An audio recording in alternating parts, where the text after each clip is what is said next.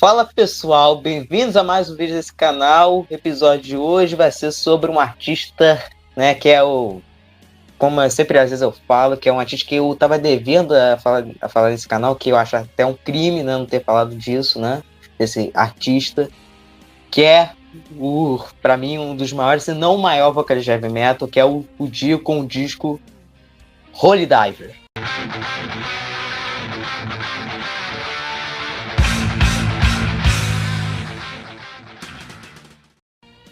E com isso eu tô com o meu parceiro aqui, né, o meu membro de guerra aqui, né, meu Batman aqui, né, que é o grande Júlio Flores, né, que era também host do podcast Titãs 40 anos. Se apresente aí, Júlio.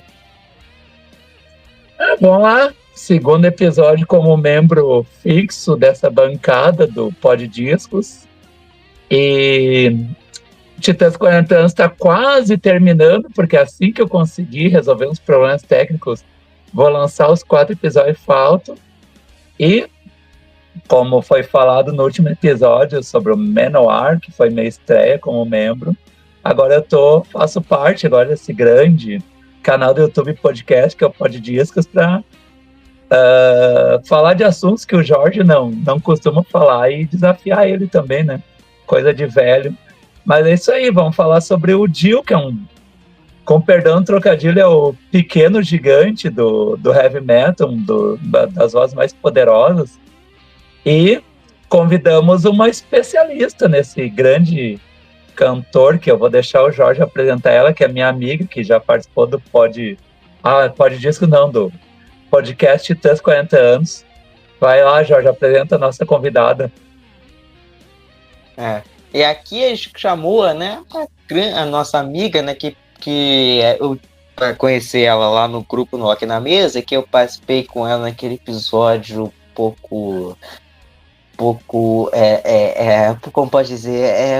pode dizer, polêmico.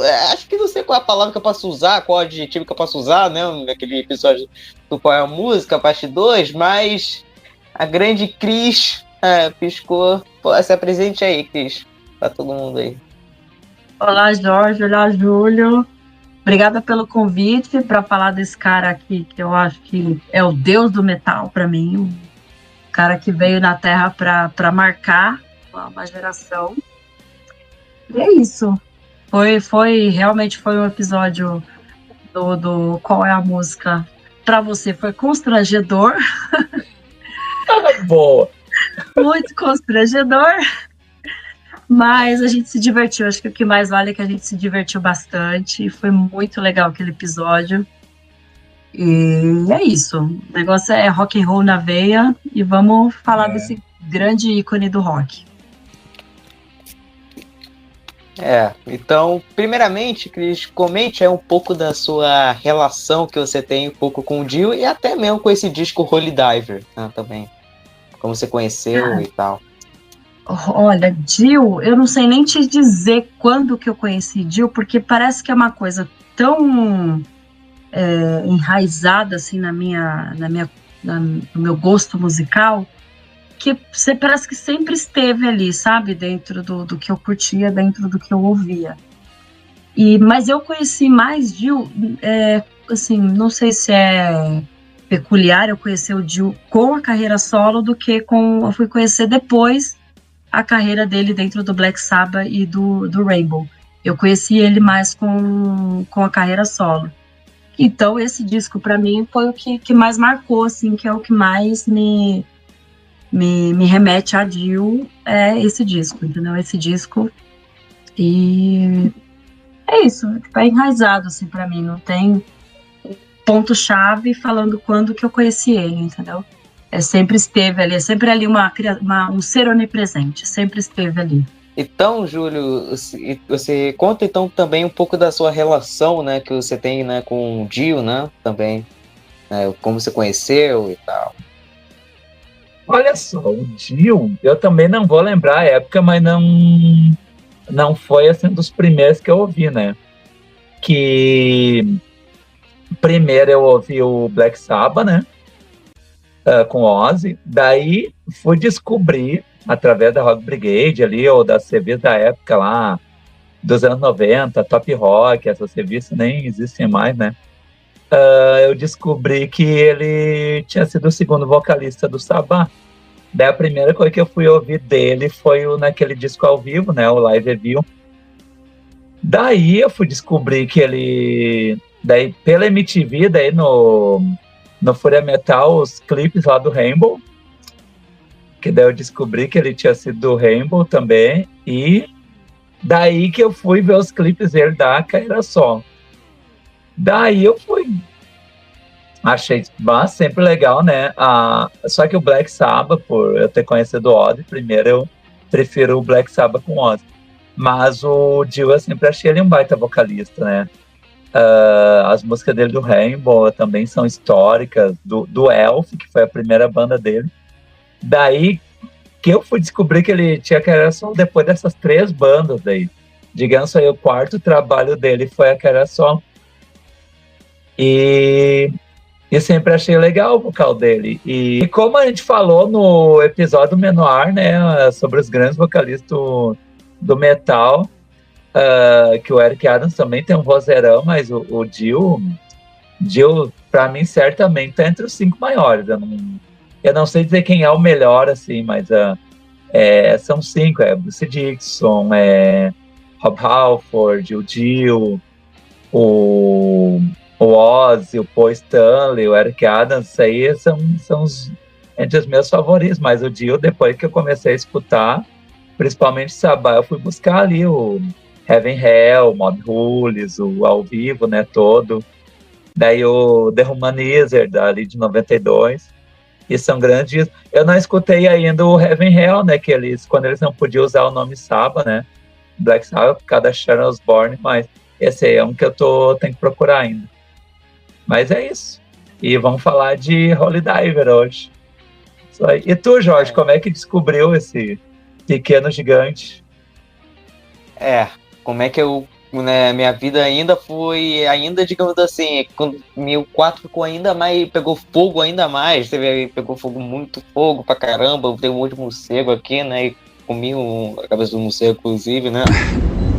Eu entendi a referência. Eu conheci o Saba, né? Até falando um pouco até, né? Porque é uma coisa que tem um pouco atrelada ao Dio. Assim, com o primeiro disco, né? Eu lembro que meu pai falava aqui a primeira banda de heavy metal, que inclusive eu não sei porquê, eu achava que o Iron Maiden era a primeira banda de heavy metal, não sei porquê que eu tinha isso na cabeça, né? Mas assim, porque, sei lá, eram poucas coisas que eu conheci de rock, vai. O que eu conheci era Queen, Kiss, Iron, Beatles e AC/DC, algumas coisas eu conheci e tal. Aí o Sabbath, aí depois quando eu vi o Black Sabbath primeiro, aí com aquela a música faixa título, que é aquela música sacana, que é aquela porta do Satanás mesmo, que as portas do inferno estão abertas às 3 horas da manhã, sabe? Mesmo que o demônio vai puxar seu pé à noite, né? Que é isso. Então, aí ferrou, né? Só que aí eu lembro de ter pegado alguns discos pra escutar, aí tinha alguns que eu peguei até pela capa, né? Porque às vezes o meu pai ele tem ele já tinha vários discos do Saba, né? Em CD e tal. Aí eu peguei alguns discos pra escutar, era o Paranoid, eu acho. Aí o Never Say Die, Mob Rules. Aí... Só que uma coisa, aí depois eu comecei a ouvir o Never Say Die e parei de ouvir na primeira música, porque eu não gostei. Eu achei chato pra caramba o disco. Simplesmente isso, eu não gostei. Eu achei muito, sei lá, animadinho demais, sei lá, pro meu gosto. Então. Aí quando eu botei esse disco, aí, cara, aí ferrou, né? Aí ferrou total, sabe? Aí, né?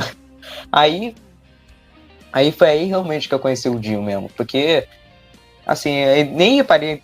Depois eu reparei, pô, essa voz tá um pouco diferente, né? Aí depois eu fui ver, puta que pariu, né? Que esse é o que? Esse cara é o que porra é essa? É o que? É a voz divina, né? O cara foi abençoado pelas forças do mal, né? Abençoado pelo Pazuzu, né? Que é isso, né? Basicamente isso, né? Isso aqui, né? Então, aí depois eu fui mais atrás, né? Nos outros discos como Heaven and Hell e tal, o The Humanizer, e aí depois eu fui conhecer a carreira solo e já com o Holy Diver já. Então, assim, E a música justamente com o hit lá, o Rainbow the Dark, né? Foi exatamente aí que eu conheci o Dio, que vou ter que falar polêmica, não adianta, a gente pode me xingar, pode me cancelar, pode me descrever no meu canal, pode parar de seguir nas redes sociais, o que seja. Eu prefiro o Black Sabbath com o Dio do que com o Ozzy.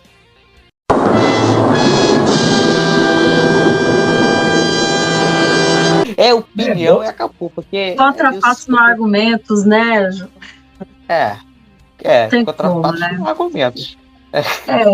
Pois é. Aí esse disco que você mostrou, o Mob Rules, é um disco assim que pouca gente fala, né, do disco. Todo mundo, quando fala de Dio e Black Sabbath, já logo remete a Heaven and Hell. Mas é um puta de um disco esse Mob Rules. É um disco cheio de clássico, pesadíssimo. O Dio tá com a voz dele assim, sei lá, no auge dele desse disco do Mob Rules. Vale super a pena conhecer. Pra quem não conhece o Mob Rules, vale super a pena conhecer esse disco. Tem várias músicas boas. The Sign of the Southern Cross, né? Que não é... Que é quase a música do Iron Maiden, né? Só que aí é Sim. The Sign of the Southern Cross, né? Tem Falling Off the Edge of the Road, que é maravilhosa. A própria faixa título, né, que inclusive antes ela tinha sido trilha de um desenho, né, chamado Heavy Metal, eu acho, né, que era até uma versão um pouco diferente até da música que foi pro disco até, né, Tear Up the Night é muito boa também, então assim, esse disco aí é maravilhoso, e ainda o pessoal fala que essa capa teria alguma menção Ozzy, né, sendo que tentei achar e não acho que tem nada, né? Então é só a gente boatos, gente pirada da cabeça. É dos mesmos criadores que Elvis não morreu e dos mesmos criadores que, sei lá, o homem não pisou na lua. Basicamente é isso. Então, mal comparando é isso. Mas vocês falaram que prefere o Black Sabbath com o Dio, mas o Black Sabbath teve tanto vocalista que tem gente até que é fã do Tony Martin. Não dá pra entender essa gente. Eu adoro. Na minha opinião, não que o cara canta mal, mas é que ele quer emular um Dio, mas ele não consegue. Não consegue, bem abaixo, né, tecnicamente. Cara, eu acho que... Não, algumas vezes ele realmente... Acho que, inclusive, eu acho que o Tony Martin nas músicas, quando ele cantava ao vivo, nas músicas do Dio, ele até dava bem, inclusive, eu acho. Até por isso, eu acho. Mas já nas músicas do Ozzy, eu acho que ele detonava um pouco. Tipo, o Sabbath ele estava no Monsters of Rock, era meio... Não tem comparação. Aí já não rola mesmo, não. Mas Tear do Tony Martin é um disco que eu gosto muito. Claro, as deles são boas, né? As deles são boas, as que foram feitas pra ele. O problema é quando ele ia cantar as outras, né? Daí o bicho pega, né? Substituir Ozzy e Dio é complicado. É complicado. Porque tem toda a polêmica, além do Forbidden, né? Que é um disco que, inclusive, vou ter que falar outra polêmica. Eu gosto desse disco e não é por causa do remix, tá? Também gosto muito. É engraçado porque, assim, pra mim, por mais que seja Black Sabbath, pra mim são coisas diferentes, assim, sabe? Eu gosto de todas essas fases, sabe? Do Black Sabbath, quase todas.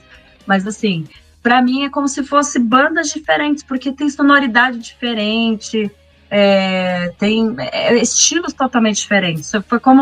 É como se fossem temporadas da mesma série, assim.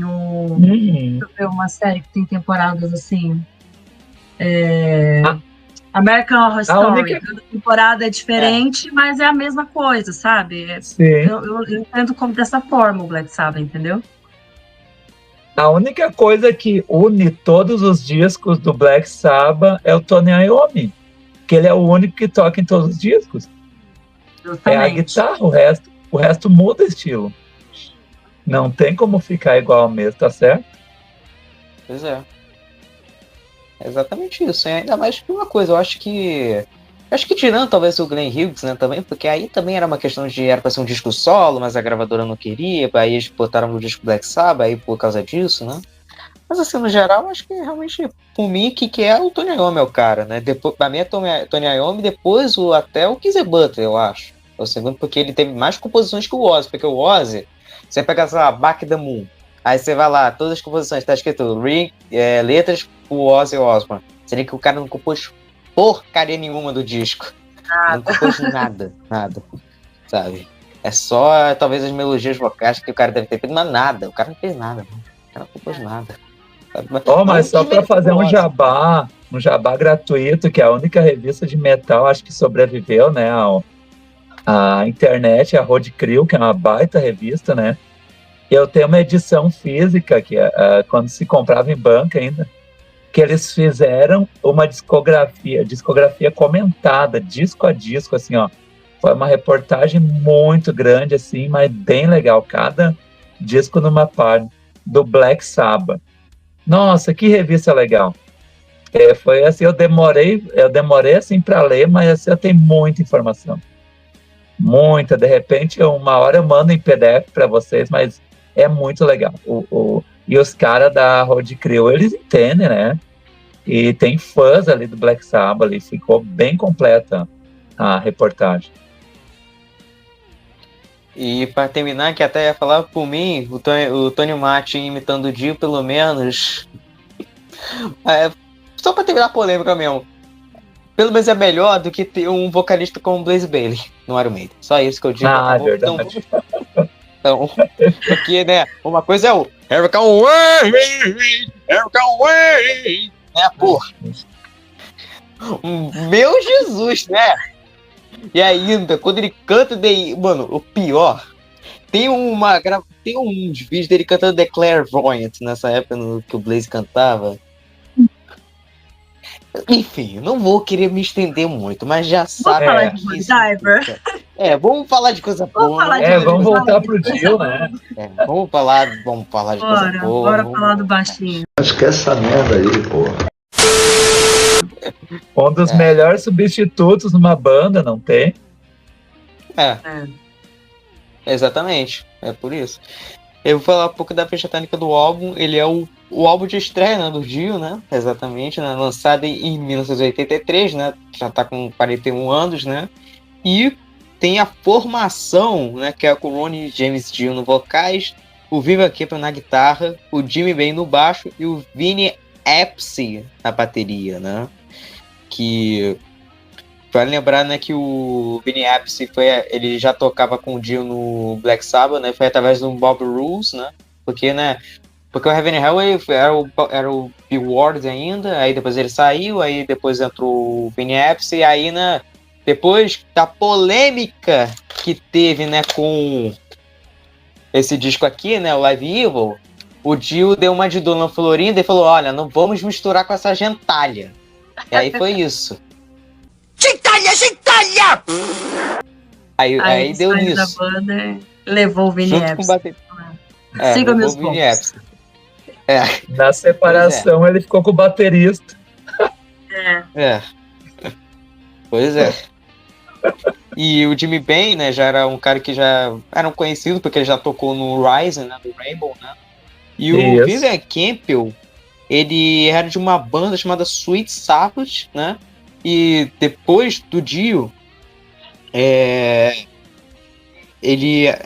tocou no Whitesnake, né? Inclusive, até hoje tá no Def Leppard, né? Ele é o que tá de Def Leppard até hoje, né? Ou seja, então, era um super grupo, porque o baixista ali, além de ter tocado no Rainbow, ele saiu do Dio pra ir tocar no Scorpions. Porque é um super grupo. Assim, mais ou menos, porque o Jimmy Bain, na verdade, é que ele não é que ele tocou justamente, né, foi um dos membros mesmo, assim, é porque ele gravou, dizem que ele gravou o Love at First Sting mesmo, ele fala que ele gravou mesmo, se você falar que ele realmente grava, ele gravou, mas assim, é porque depende da versão, se você perguntar pros Scorpions, eles falam que foram as demos, mas se você perguntar pro Jimmy Bain, ele fala, não, eu que gravei o disco inteiro, assim, não sei, aí depende de como você acreditar, né. Então, porque, né, aí, né, tem essa questão e tal, eu acho que eu não duvido não que ele deve ter gravado o baixo, né, não duvido não, né, porque, né, eu disse que o Francis Buchholz, né, que era o baixista dos Scorpions, estava com o tendinite, né, e não estava conseguindo tocar, e aí, então, não duvido não dele não ter ter chamado o Jimmy bem nessa aí, então acho que eu não duvido mesmo. Então. Aí, o Vivian Campbell depois, ele até gravou alguns discos com o Dick, que além do Holy Devil, que é o Last in Line, e o Sacred Heart, que por mais que eu acho o Holy Devil o melhor, mas o meu favorito de coração é o Sacred Heart. E por uma música, aqui, essa aqui é uma direta pro Robson, do grupo Rock na Mesa, ó, essa aí, Hungry for Heaven, tá? Só por causa dessa música o disco é foda, mesmo se você tivesse essa, seria foda mesmo, e não é menos melhor não, tá? Só isso, chupa. Olá, pata seca!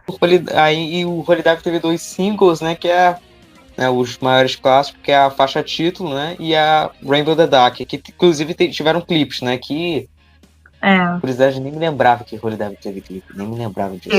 Teve um clipe muito interessante, por sinal. O tio com uma espadinha, todo meio medieval, meio soldado medieval, bem interessante o clipe. Nos anos 80 era aquilo lá, né? Nos anos 80 a estética era maravilhosa. A Rainbow in the Dark é mais peculiar ainda, Rainbow in the Dark. Ele lá no telhado de um prédio, bem assim, aquela mãozinha, sabe, bem... Com corrente, né? Com corrente, aquela botinha de saltinho que ele usava, né, porque é uma pessoa tanto quanto desprovida de altura, né? Salto alto.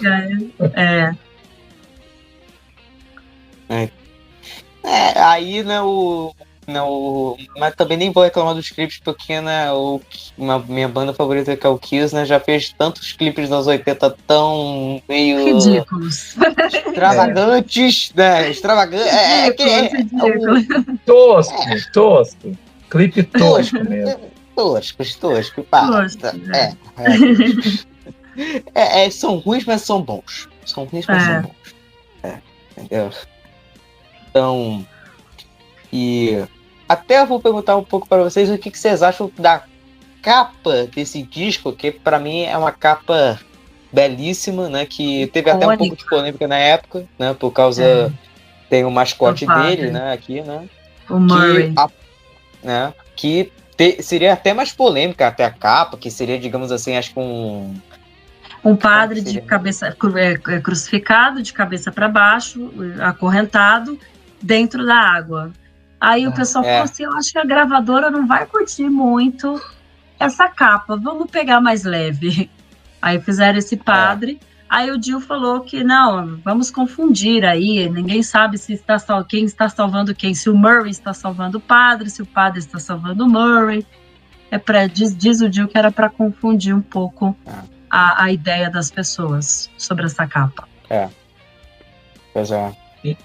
E o padre é referência ao título, né? Da música título, é o mergulhador sagrado, tá ali, fugindo do diabão ali. Tem uma outra música também, que fala sobre, que tem uma crítica também à religião católica, que também justifica o padre estar aí também. Sim. E quem é que fez essa capa aí, Jorge? Ele fez alguma coisa interessante, esse ilustrador, hein? Deixa eu ver, o cara que fez essa capa é um cara chamado Randy Barrett, né? Acho que é isso, não é o nome do cara, né? Que foi uma capa, pra mim, essa é uma capa maravilhosa, né? Que, pra mim, essa aí é uma das maiores capas já feitas nos anos 80, eu acho, de banda de heavy metal. Assim, é a capa que, quando eu penso em Dio, eu já penso já nessa capa aí. Assim, tem 2 capas que eu penso em Dio. Uma é essa, e a outra seria a do Dream Evil. Mas o que vocês acham da capa desse disco? Essa capa aí é aquela clássica capa de heavy metal, né? Que é uma pintura que eu fico imaginando, eu nunca vi o vinil dela, eu vi só em CD. Mas deve ter algum detalhe escondido, como os artistas faziam, né? Para as capas de heavy metal. E eu lembro uma reportagem da afinada revista Top Rock, que era uma revista que traduzia texto de revista gringa, mas tinha bastante informação legal, né? E eles fizeram, como é que era, o satanismo no rock. E daí eles pegaram as capas que tinha referência ao diabo, né? E uma delas era do Holy Diver, foi aí que eu conheci essa capa aí. Daí tinha essa, tinha do The Number of the Beast, tinha do do Raining Blood, do Slayer, né? Que são todas que tem a representação do Coisa Ruim.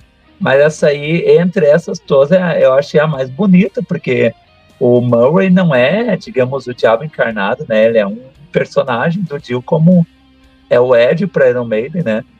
E ficou tão bonita, e essas cores, o contraste ali do claro da zona da água com o escuro da noite, ali ficou bem legal. Tinha muito essa questão ainda, acho que não sei se ainda tem hoje, né, das bandas de heavy metal ter essas coisas dos mascotes e tal, né, depois do Iron Maiden, né, você vê, né, porque o Dio tem o Murray, aí depois o Megadeth tem o mascote dele, que continua até hoje, que mais... O Halloween, acho que não muito. O Halloween tem. Tem a mascote. Tem a abóbora. Tem a abóbora, mas às vezes, né, usa, não usa, às vezes, sabe, então... usa sempre, né? Shows, os discos sempre tem referência da abóbora. Sempre tem ali, escondidinho, mas sempre tem.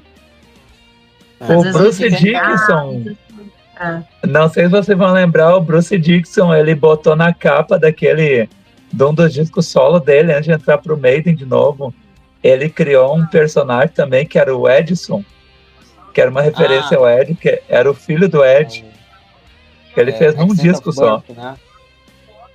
Acho que é esse aí. Do palhacinho saindo. Palhacinho do mal.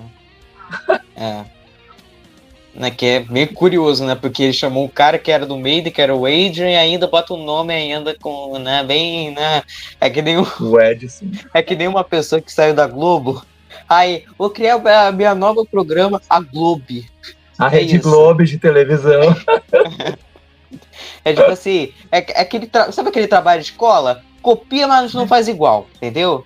É isso. É justamente isso. Aí, essa capa é legal que... Então, essa capa, assim, o próprio Dio fala que essa capa... Primeiro que quem criou o conceito da capa foi a esposa dele, a Wendy, né? Ela que criou esse conceito da capa, e o artista foi e expressou da capa. Mas o que ele queria? Para ele, a arte da capa é tão importante quanto o conteúdo do disco. Daquela época que você pegava o disco na mão e ficava ali horas apreciando aquela arte, observando cada detalhe antes de você rasgar o plastiquinho para você ouvir o disco. Era parte da experiência você observar toda aquela arte que tinha na capa, né? Que era muito tradicional nos discos daquela época, né? Pra mim, essa capa aí é aquelas capas assim, talvez top... acho que top 1 de capa... Não, mas eu não sei. Top 1 de capa eu não sei. Tá no top 5 ali de melhores capas. Top 5. Tá no top 5. Deixa eu ver mais uma curiosidade. Esse disco ganhou disco de platina também na época, né? A revista Rolling Stone considerou como o 16º álbum mais importante de metal de todos os tempos. Esse álbum também originou um jogo também, lançado só no Japão, né, um joguinho de videogame em que o Dio é o super-herói. E acho que é essas curiosidades que eu lembro desse disco. E para quem jogava videogame, foi lançado pro Nintendo, né? Eu fiquei sabendo essa história também. Era um jogo parecido com Castlevania, que era um cara que caçava o Drácula, daí o personagem era o Dio no lugar desse cara, hein? Na época foi lançado só no Japão, mas quem quiser, hoje em dia dá pra qualquer emulador que você baixa, ainda dá pra achar esse jogo. Tem sim. Outra coisa que a gente não falou, Jorge, foi quem é que foi o produtor desse disco? Quem mais Dio. Podia ser o produtor desse disco? O próprio Dio, né? Porque, a curiosidade, é que assim, o Dio ele aprendeu isso junto com o Roger Glover, né? Que era o baixista do Purple, e também com o Martin Birch, né? Que é o saudoso Martin Birch, que já produziu o Saba, já produziu o Rainbow também, um monte de banda por aí, né? Tal. E aí, digamos assim, ele produziu, né, meio que para ele meio comandar, né, o negócio, né? Ele comanda, né, para não ter um produtor comandando, que assim, pode ter eu tenho só uma crítica assim a isso, mas assim, não prejudicou tanto assim não, sabe? Não é que nem uma crítica a um certo baixista de uma banda de heavy metal dos anos 80 por aí que eu tenho, que eu não vou falar o nome, que tem um nome... Não vou falar o nome, que tem um mascote por aí, uma banda por aí, sei lá, não sei qual que é, eu vou deixar de lado, é um tal de Iron Pirulebe, não sei se vocês conhecem, mas assim, o Dio não foi tão péssimo, não foi tão catastrófico na produção, não. Pra mim não foi tão... Não foi que nem esse Steve Harris aí que fica colocando sonzinhos de baixo que poderia ser cortado, mas não, o cara não corta, sendo que poderia ser cortado, o filho da mãe. O filho da mãe não corta, né? E Deus, alguém contrata um produtor pra esse filho da mãe cortar essas porcarias dessa introdução. Por mim, eu cortava tudo. Eu cortava arte catar, bicho, esse cara. Por mim, cortava até o cabelo desse filho da mãe, bicho. Pô. Mas falando da produção, é que o Dio, ele já sabia tudo que ele queria fazer no disco. Ele já tinha todo o conceito, tudo certinho. Tudo, como a banda leva o nome dele, né?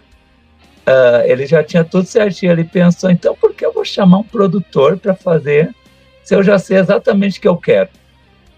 E como tu falou, ele pegou dicas com grandes mestres da produção, né? O Roger Glover e o Martin Beard. E ele pensou, pra que chamar um cara de fora se eu mesmo posso fazer isso? E não comprometeu. Para mim, os instrumentos estão tudo, digamos assim, aquele negócio aquela polêmica que ele aumentou a voz no Live View, na mixagem final, acho que foi... digamos, pegar pesado com ele, porque ele não sobressaiu, a voz dele sobressai natural aos instrumentos. Ele não precisa aumentar o volume, sabe? Acho que ali todos os instrumentos estão bem equalizados, dá para escutar tudo bem, até o teclado dá uma parecida bem legal, assim. E acho que foi maldade que fizeram com ele na saída dele do sábado. O Tony Iommi aumentava a guitarra, aí o Dio aumentava a voz, aí o Tony Iommi voltava lá e tal, até que o Dio mandou todo mundo se ferrar e levou o Vini Appice junto no negócio, né? Não vou misturar com essa gentalha, tá? E tu, Cris, achou que ficou legal a produção pelas mãos do Dio? Eu acho que por ser o álbum tão icônico, o cara mandou benzaço demais. A gente sabe que o Dio era uma pessoa tanto quanto difícil, né? Não era uma pessoa muito fácil de lidar, né? Algumas pessoas comentam que ele era uma pessoa bem incisiva nas coisas que ele fazia, né? E entendo também, o cara não era nada menos do que impecável nos trabalhos dele, né? E eu acho, sim, que ele meteu uma baita produção, colocou na prática tudo que ele aprendeu e colocou muito bem, entendeu? Acho que foi um disco muito bem produzido, tanto que tá aí pra história de como um dos melhores discos da história do heavy metal, né? Logo num disco de estreia, que é coisa para poucas pessoas. São poucos que conseguem colocar nos anais da história um disco de estreia. Sim. Os melhores discos de estreia da história do rock, eu acho. Na minha opinião. Top 3. Ó. Bota assim mesmo. Bota top 3. Vou deixar você em maus lençóis, assim. Qual os outros dois? As outras coisas eu deixo pra depois. Eu faço um episódio mais tarde sobre isso. Lá pro futuro. Lá pro futuro. Eu tenho um de baixo pronto. Qual? Eu tenho um. Appetite for Destruction, do Guns N' Roses. Foi um dos mais icônicos discos de estreia. Verdade. Que tá aí até hoje, os clássicos, né? Não dá pra negar. Mesmo que não seja tão fã da banda, mas não dá pra negar que Appetite é um baita disco de estreia. É verdade. Falta só achar o próximo, o terceiro aí, né, Jorge? Então. Mas já que a gente falou tanto dessas músicas maravilhosas, Jorge, o que tu acha de a gente fazer o nosso famigerado faixa, só pra não fugir do meu bordão lá do Titãs 40 anos? Vamos lá, então. Então, começando com faixa a faixa, lindamente, de uma maneira maravilhosa, o disco começa com Stand Up and Shout.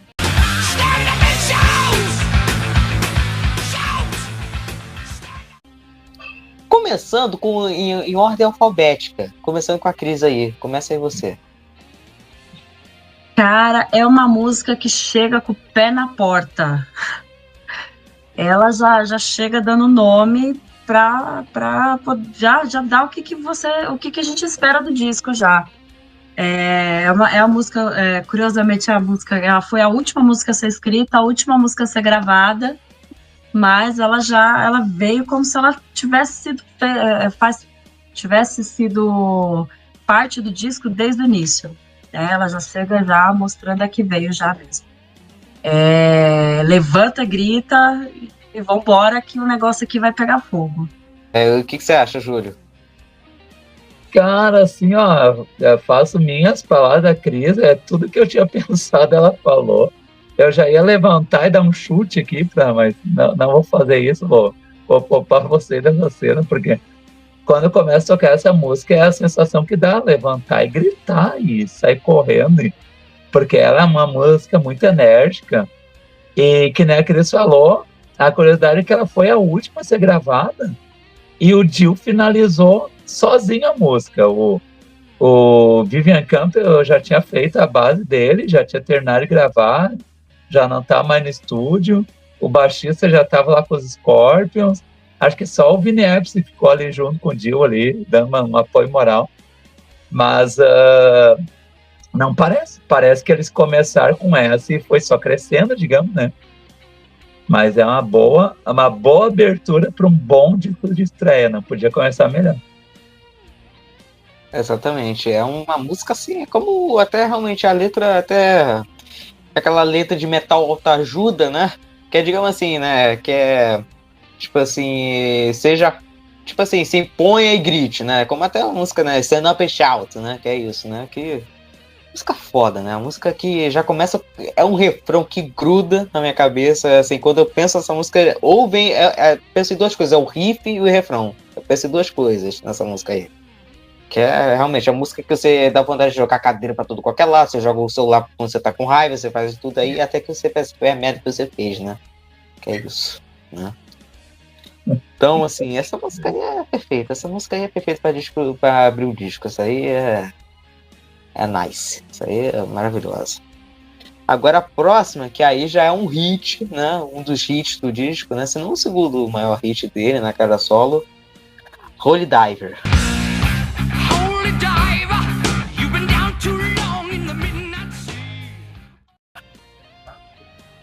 Então, eu vou começar até um pouco primeiro, né? Primeiro eu começo aqui.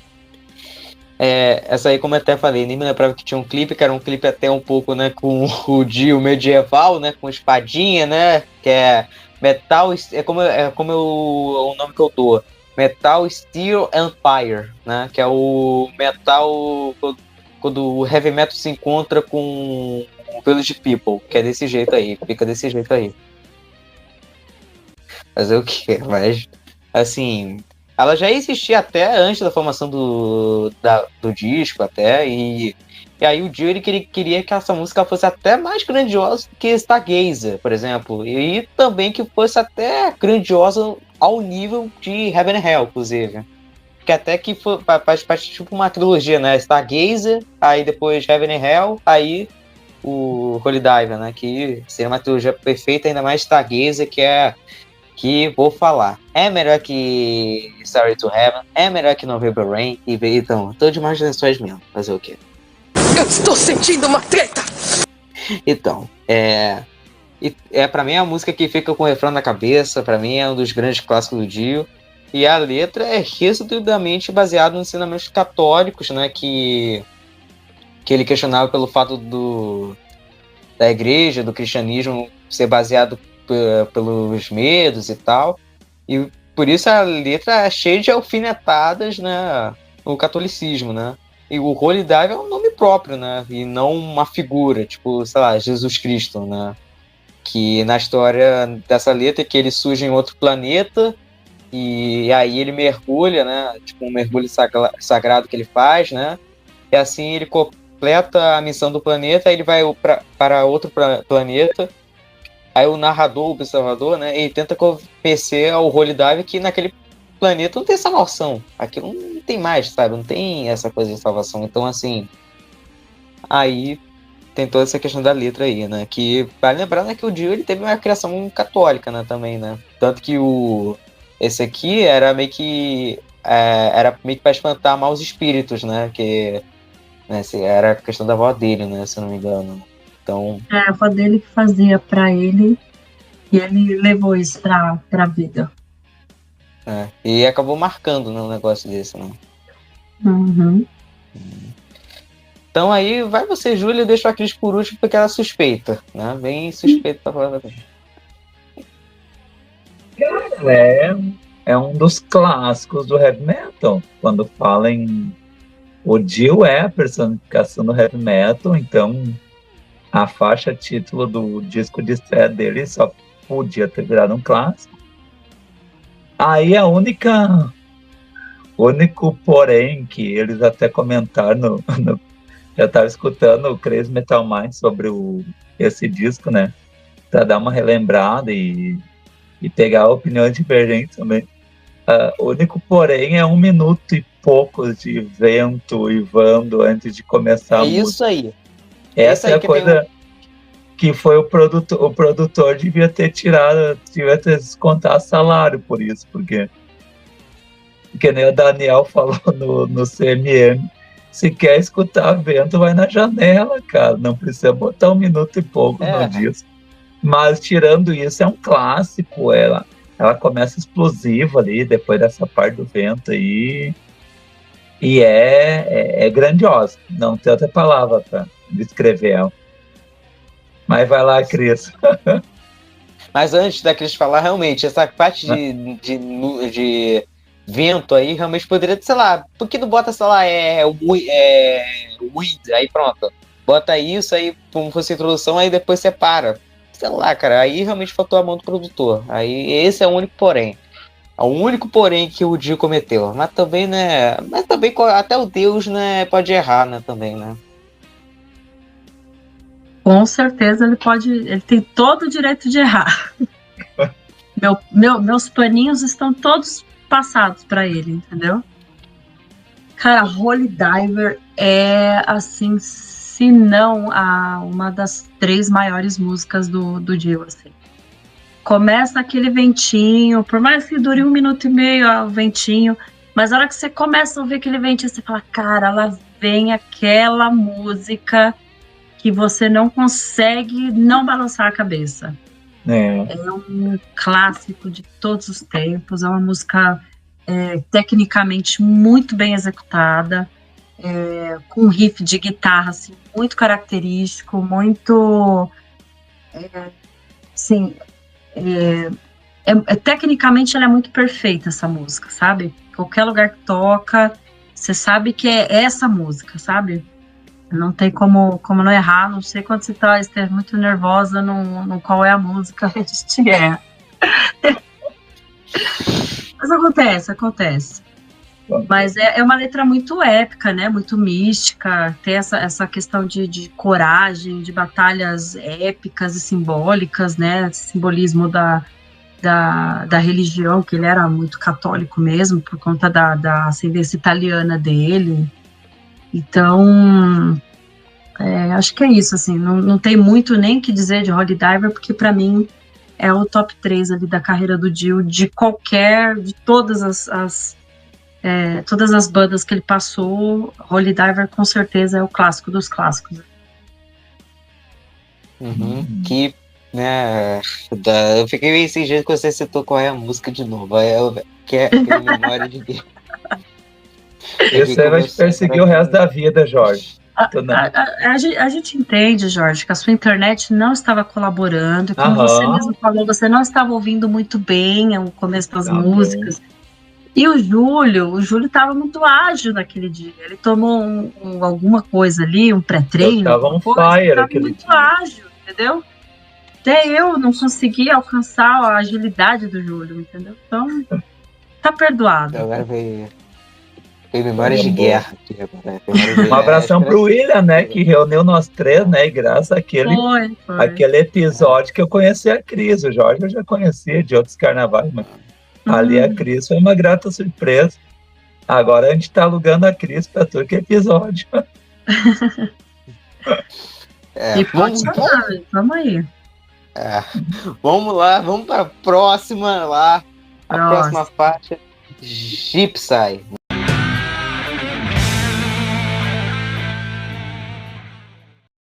Que é assim que você fala, eu acho, né? Não sei. Não, é Gypsy. É Gypsy, é som de Y. É Gypsy. Tá. Gypsy, Gypsy, né? Porque... Cigana. É cigana, Vamos deixar a nossa moça falar da cigana, acho que ela vai ter boas histórias pra essa. Não, nem tem muitas boas histórias não, porque também não é uma música muito comentadas desse disco, né? Mas é um hard rock, né? O Dio, ele transitou bastante nesse disco, né? Entre o hard rock, o heavy metal. Então ele transitou bastante nesse... ele abusou bastante da voz dele nessa música. Eu acho assim, não tem muito o que dizer dela não, mas é uma música que linka bem ali no disco. Ela não destoa das outras e é boa, é uma boa música. E uma coisa, falando um pouco da pronúncia, porque teve um cara, eu fui ver assim, eu vi depois, ela faz alguns dias, assim, não sei quantos dias que faz, teve um cara que reclamou de mim falando que como é que pode um cara que tem um canal de rock que não sabe a pronúncia das músicas dos integrantes da banda. O cara que na verdade, essa que é a real.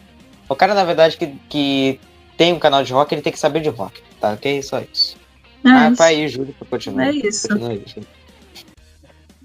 É por isso que eu fiz um podcast numa banda de rock BR, não tinha como errar a pronúncia das músicas.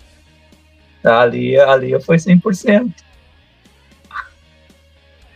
Tá. Mas falando da Gypsy, cara, essa veia hard rock do Dio, acho que ele adquiriu ali quando ele era do Elf, né? Que o Elf se transformou a banda base do Rainbow, né? E ali o Hit Blackmore é 100% hard rock, né?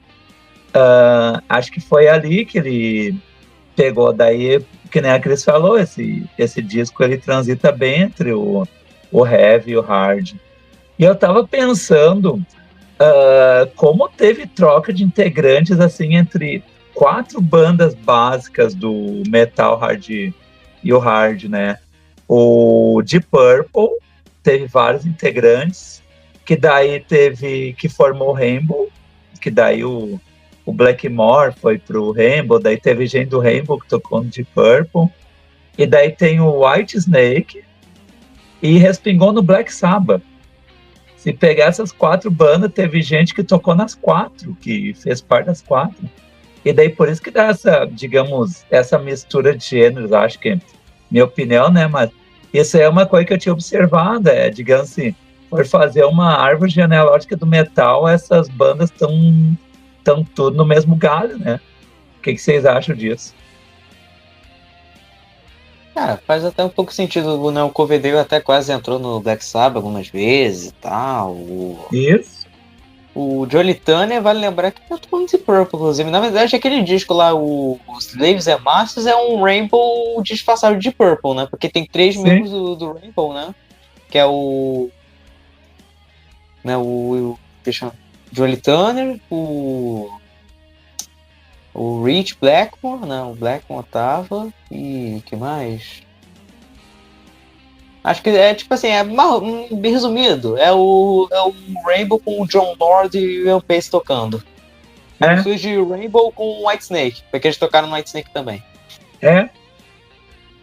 Ou seja, essas bandas se confundem, né? Porque digamos, é tudo matriz inglesa, né? O Dio, que é o americano da história, mas todos eles se conversavam e teve uma troca integrante grande, né?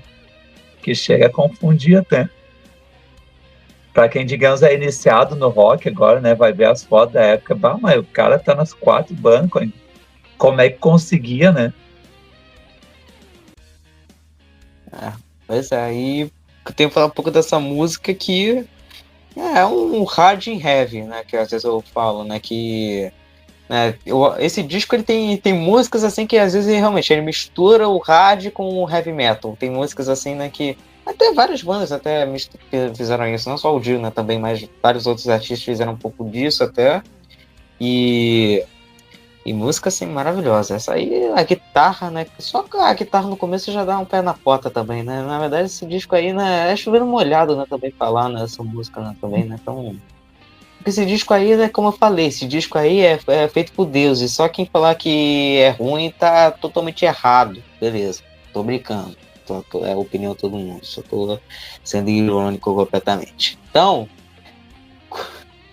vamos para a próxima aqui. É difícil encontrar alguém que fale mal desse disco, assim. Acho que quem fala mal desse disco não tá batendo muito bem da cabeça, não. Porque é daqueles poucos discos que são unânimes, assim, e todo mundo acha que é, no mínimo, bom. É do bom pra excelente ali, né? Isso aqui Cris? É isso aqui, olha. Isso aqui. Muito aspirar, né? Aspirar demais. Entendeu? Então, vamos para a próxima aqui, né? Vamos lá. Caught in the Middle.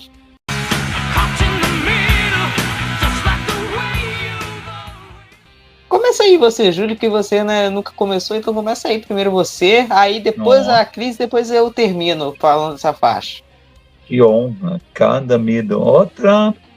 Outro heavy metal vigoroso, bons solos. O Vivian Campbell é um bom guitarrista, tanto que tá até hoje no Def Leppard, né? E ele foi uma descoberta boa do Dio. Uma boa descoberta. Digamos nisso, ele e Ozzy se assemelham, né? Pegar jovens guitarristas para suas bandas solos, né? Que nem o Ozzy teve o Randy Rhoads. Mas é um bom. Entre os... o pessoal costuma dizer que esse disco é uma coletânea, né? Porque só tem música boa e importante na carreira do Dio, né? E essa é mais uma delas, mais uma clássica. Digamos... eu não conhecia todo esse disco, é só os hits mesmo. E escutando todas as músicas, tem uma unidade muito boa, assim, não tem ponto baixo esse disco, né? Tirando a brincadeira do vento ali, né? Mas deu uma aclimatação legal, né? Na faixa título. Mas não tem ponto baixo esse disco, não tem dizer assim, deu uma baixada para depois encerrar em grande estilo. Não, ele é do começo ao fim, ele é bom, sabe? Não tem música ruim, não tem assim, vamos pular essa, que esse disco é raro, assim, em qualquer estilo, porque sempre vai ter uma outra música que a banda não tá inspirada, mas aí o Dio tava on fire nesse disco, literalmente. E aí, Cris, fala um pouquinho dela também. Cara, uma coisa interessante dessa música é que, assim, o Dio, ele sempre gostou muito de temas épicos e fantásticos, né, pros discos dele, né? Mágica é um desses discos que ele gosta muito, ele sempre gosta muito dessa temática. Mas a Caught in the Middle é uma música uma letra mais introspectiva, sabe? Ela fala mais sobre dilemas pessoais, ela fala sobre a situação difícil, confusa, que às vezes a gente tem, que as pessoas que estão ouvindo essa música podem se identificar, né? Ela é uma letra mais direta, mais simbólica, sabe? Assim, o Dio ele é muito poderoso nessa música. É um hard rock bem clichê também essa música, mas ela traz uma profundidade muito grande, assim, sabe? Na letra. Você pegar para analisar bem a composição dessa música. Ela veio de outra banda, né? Acho que talvez o Jorge possa acrescentar que essa música quem trouxe foi o guitarrista, né? O Campbell que trouxe era da antiga banda dele, né? Da Sweet Sim. Salvage. Não lembro. E aí só depois que eles gravaram uma música, a música parecida. É isso. Como é que é? Foi um autoplágio. Ele mesmo plagiou uma composição dele para botar no disco do Dio. Aqui uma E lançou depois. É engraçado essa história. Aqui uma coisa. O nome da música original era... Pera aqui, Straight Through the Heart, que é o mesmo nome de uma música desse disco, ou seja... Exatamente. Né, e aí a versão da banda só foi lançada só depois, né? E a versão... Então, né, o que eu acho dessa música? Eu acho essa música ruim, eu não gosto dessa música, eu acho ela péssima. Assim. Tô brincando, gente, porra, você acha que eu tô falando sério, pô? É a minha música favorita do disco, pô. Minha favorita, pra mim, a melhor música do disco, na minha opinião. É a melhor, sabe? Também bem na linha do Hard and Heavy.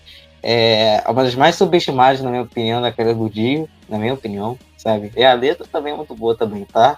Desculpa aí, eu tô susto, mas é só pra chamar a atenção de vocês também, né? Não vou mentir, não. Não me pegou nessa, Jorge. Eu já te conheço. É que já conhece, né? Eu assustei aqui, quase infartei, quase que eu entro aqui no computador. Né? Como assim? Mas sabe que tu falou que essa letra introspectiva teria alguma coisa a ver com ele ter sido, digamos, saído do Sabá? Será que ele não ficou meio de cara e resolveu fazer essa letra, de repente, nesse momento aí que ele estava passando? Não sei Será se que tem alguma coisa a ver com o Black Sabbath, efetivamente, mas é uma música que o Dio me parecia ser uma pessoa muito preocupada com a saúde mental, não só dele, mas das pessoas que o acompanhavam, sabe? Eu sinto essa preocupação dele nas músicas dele. Tem uma outra música também, a gente fala um pouquinho mais pra frente, que ele também demonstra essa preocupação com a saúde mental, sabe? Então eu acho que ele é essa pessoa consciente, assim, sabe? Apesar de ser uma pessoa difícil, talvez, de se trabalhar, eu acho que ele é um ser humano muito incrível, assim, sabe? De visão de mundo, de perspectiva, sabe? De preocupação com as pessoas que seguem ele, todo esse cuidado que ele tem com o público, sabe? Sim. E numa época que ninguém falava nisso, né? Que isso é uma coisa mais recente, agora saúde mental, né? Ele foi pioneiro nisso também. Então, realmente é isso. Vamos indo pra próxima aqui, né, do disco, que é Don't Talk to Strangers. Don't talk to strangers, 'cause they're only... Que uma curiosidade, essa música, ela existiu também antes, né, já da banda, e quem é um dos compositores é o guitarrista Jake Lee, que fez o teste pro Dio, só que acabou não deu em nada, né, só que o que acontece, ele fez um riff que o Dio gostou e decidiu, né, colocar na música, aí ele acabou, inclusive se você vê os créditos, composição no disco, tá lá o nome dele. E quem que o Jake Lee foi guitarrista de qual artista que ele foi? Ozzy Osbourne. Sim, ele substituiu o Randy Rhoads, né, depois da morte, né? Depois, né, ele gravou 2 discos, o Back at the Moon, aí o Ultimate Sin, depois aí ele criou o Badlands, depois, né, que era a banda dele. Inclusive tinha um outro vocalista que tinha entrado no Black Sabbath, que era o Ray Gillan, né? Que só fechou apenas, né? Então, cara, pra mim essa música aí, ela começa com uma baladinha, depois aí ela até dá mais agitada, eu acho ela muito boa. Essa aí é a minha segunda favorita, essa aí eu acho... Essa música é perfeita, essa aí não tem como falar, essa aí não tem adjetivos, eu não sei o que eu uso, quais as palavras que eu uso pra falar sobre essa música, né? E a letra, ela contém uma ironia, né? Que tem 3 personagens, né? Que, digamos assim, um pai, né? Ou uma mãe, né? Que meio que aconselha, né? Que é essa questão, né, do de não conversa com estranhos e tal, né? Tipo, não cheira flores e tal, não fala com estranhos. tem um estranho, que é o perigoso da história, né? E o narrador da história que aconselha para ninguém entrar na sua mente. O que quer dizer com isso que seria que você não falar com estranhos é idiota, porque você, como você falar com as pessoas na rua ou conhecer, digamos assim, né? Como é que você vai, né, socializar, né, com as pessoas, como é que você vai falar, conhecer as pessoas e tal, esse tipo de coisa.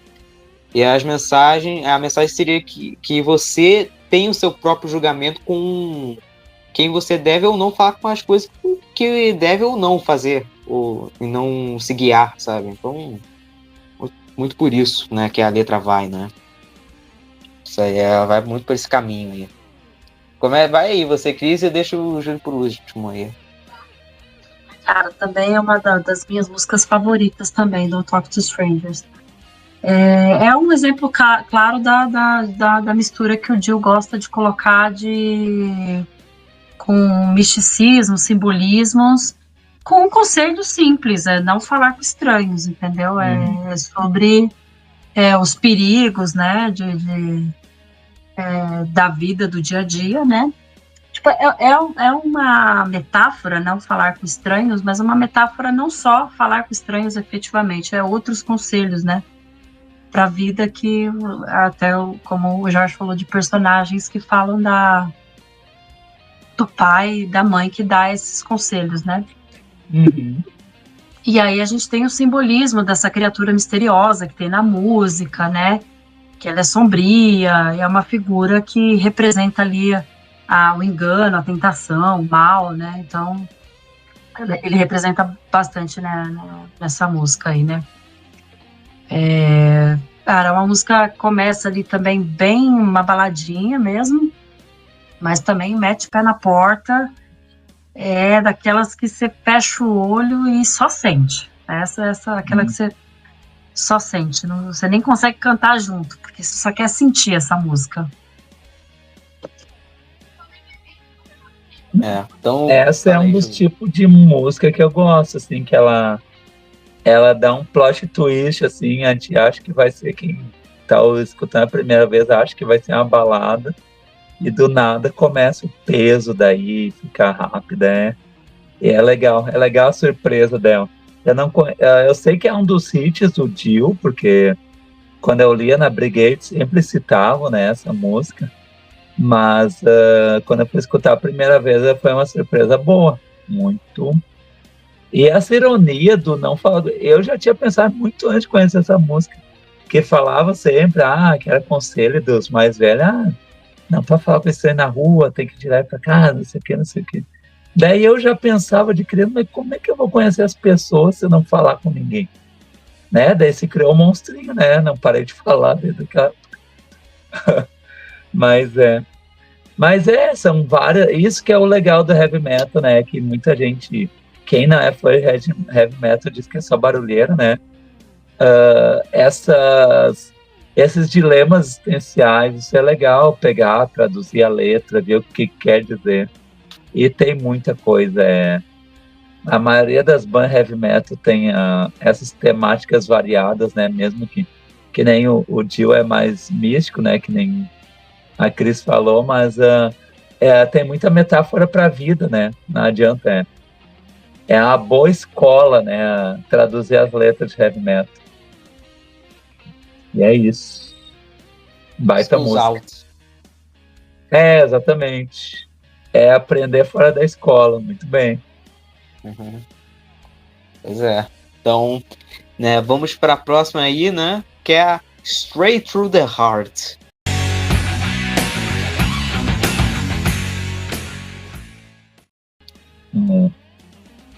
Que não sei porque essa aí me parece um pouco mais solidária. Ela parece uma irmãzinha, vai, solidária, um pouquinho, sabe? Ela tem uma semelhança um pouco. Parece ter uma semelhança um pouco, vai, não sei porquê.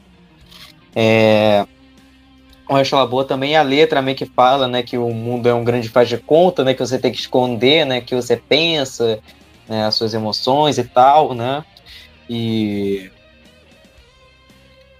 sobre também, né, se libertar das falsidades e falar diretamente, né, do seu coração, né.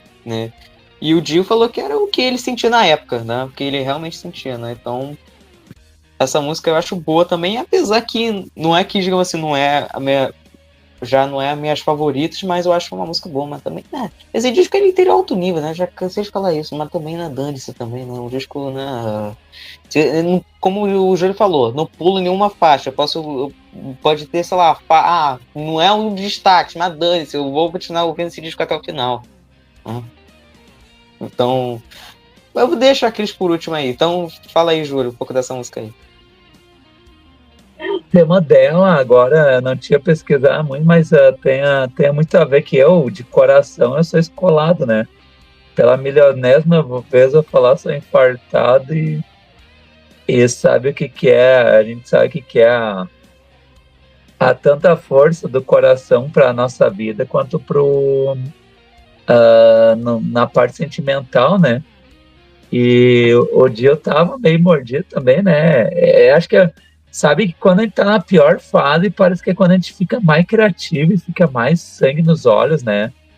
Porque ele quis provar, não sei se para si mesmo ou para o mundo, que ele era capaz de fazer um disco tão épico quanto o Samba, e saiu essa obra, né? E essa música, por essa temática, fala muito nisso. Ele falou na cara, em forma de música, pro mundo, que ele era capaz de reunir uma banda e fazer um baita disco. É isso, para mim, agora com essa interpretação da letra, né, é o que me parece ela, e é mais uma música poderosa também. Não tem música ruim, até a nona vamos repetir isso aí, que é raro ter um disco bom de começo ao fim, assim, com músicas excelentes, né? No mínimo 4 clássicos do heavy metal, né? Não só do Dio. E é isso que representa. Agora me representou mais ainda essa música aí. Straight in the Heart, isso aí. Vai lá, Cris. Essa é uma música que é pouco falada também do disco, mas ela é acho que a mais brutal dos heavy metals que tem desse disco, acho que é essa, assim. Ela é bem crua, bem pesada, e acho que é onde o Dio coloca, assim, a representatividade dele, de aquela imagem forte, de uma narrativa que não é vaga o suficiente para permitir várias interpretações dessa música, né? Ela invoca uma sensação de luta interna, de resistência, né? Sobre aquilo para você não deixar guardado no coração, para você botar para fora, para não ficar guardando rancor, não ficar guardando aquilo que você quer falar, para você não ficar guardando aquilo que você quer ser, né? Tipo, seja coração, seja você para o mundo, né? Acho que é isso que ele quer dizer. Uma música também de qualidade técnica, assim, excepcional também. Não tem muito o que acrescentar, não, mas é uma baita música também desse disco. Sim, então vamos para a próxima aqui, que é Invisible.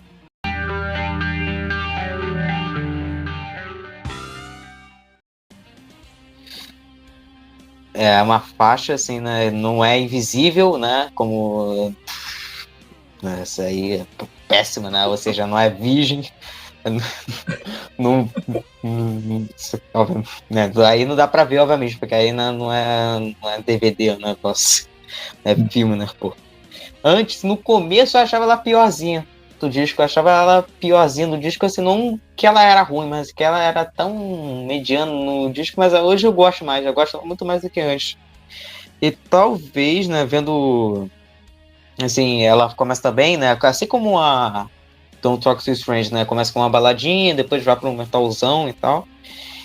Talvez seja a letra mais densa do disco, porque é sobre 3 pessoas, né, que têm danos psicológicos sérios, né? O primeiro seria um rapaz que sofre em casa por ser gay. A segunda era uma menina que foi abusada sexualmente. E a terceira seria o próprio Dio, que fala que seu trauma é ter passado a sua vida no palco por ter que lidar com qualquer tipo de escrotice relacionada a isso, né? A resposta para tudo isso seria se tornar invisível, né? Que era o que a música diz, né? Que talvez seja uma música, talvez que talvez seria um pouco mais atual, né? Mais pros dias de hoje, né? Do que né? Coisa que provavelmente não. Que tipo de artista ia fazer uma música dessa naquela época, ainda mais de heavy metal e hard rock, né? Então, né, uma música dessa seria uma música, sei lá, feita nos anos 90, vai, na época do grunge, vai, na época do sombrio, vai, que as letras eram mais densas, já nessa época, já nos anos 90 já até. Então, eu acho que essa aí eu acho boa, assim, essa aí ela cresceu um pouco no meu coração com o tempo. Essa aí cresceu um pouco. Então, vai, Cris, fala um pouco aí dessa faixa aí, deixa o Júlio por último aí. Então, essa é uma música que você acha que é a baladinha romântica do álbum, né? Todo álbum tem uma baladinha romântica. Você fala, eu acho que essa vai ser a baladinha romântica. Ledo engano, porque ela vem com o pezão na porta também, estoura os tímpanos, um solo absurdo no meio da música. No começo também tem, na introdução da música também tem um baita solo também. E é mais uma música que ele se mostra preocupado com a saúde mental, colocando esses personagens, principalmente personagens como um homem gay e a menina abusada sexualmente. Óbvio que são personagens invisíveis para a sociedade, principalmente naquela época, né? Uhum. E ele fala sobre a sensação de ser ignorado, né? Abordando experiências de marginalização dessas pessoas, sabe? Aí ele usa como essa metáfora, né, de autodescoberta, aceitação, incentiva as pessoas a serem quem realmente elas são, sabe? A deixarem de ser invisíveis para a sociedade, sabe? Muito, muito foda essa música, assim. Por isso que Dio acaba sendo mais do que heavy metal, sabe? Ele tem... as letras dele parecem ser só aquela coisa de fantasia, mas tipo, se você for fundo, você vai ver que tem muito mais coisa, há muito tesouro ali escavado para se escavar, sabe? É isso mesmo, é muita reflexão mesmo, sabe? Pode não parecer, e muitos dos artistas, a maioria que só no palco encara uma multidão, eles eram tímidos na adolescência, na infância. E agora vocês falando, eu também já tive minha época tímido, pode não parecer, mas eu tive. Eu já fui muito tímido de me esconder embaixo da mesa quando chegava a visita em casa. E tudo que eu queria ser era invisível. Queria poder passar pelas pessoas sem ter que estar junto com elas, sabe? Mas daí depois eu vi que era uma bobagem, mas que a gente tem que encarar, né? Que nem na música anterior, tem que encarar o que aflige a gente, né? Mas esse sentido aí nos anos 80 tinha muita violência. A Cris, quando a gente comentou lá no 12 Flores Amarelas, isso era uma coisa que as mulheres eram culpadas por ter sido violentada. É incrível culpar a vítima, né? E acaba sendo só mais um número, invisível à sociedade. E a questão homossexual também. Isso é uma coisa que sempre existiu, mas que era, digamos, uma sentença de morte para quem se revelasse, né? E aí ele traz, nessa letra, uma reflexão muito boa que cabe até os dias de hoje, que parece que a sociedade, a gente evoluiu tanto com os meios digitais, né? Internet, celular, essas coisas, tudo.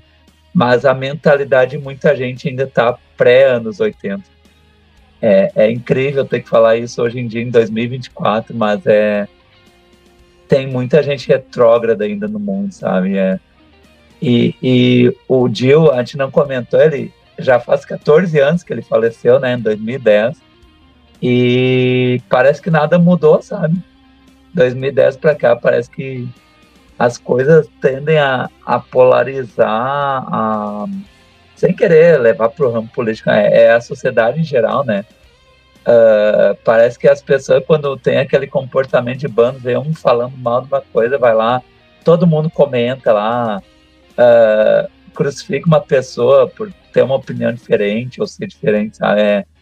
É incrível. E nos anos 80, uma coisa sendo alertada, assim, e parece que a mensagem não chegou até hoje, né?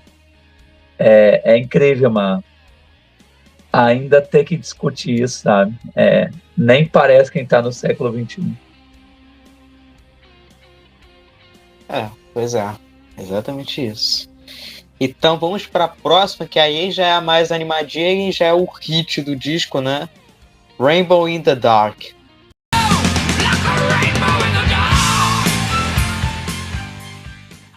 Bah. Que aí, pô... Que é um grande clássico do Dio, né? Teve o grande clipe, né? Com as correntes lá, né? Aquele clipe até um pouco meio engraçado até, não vou mentir.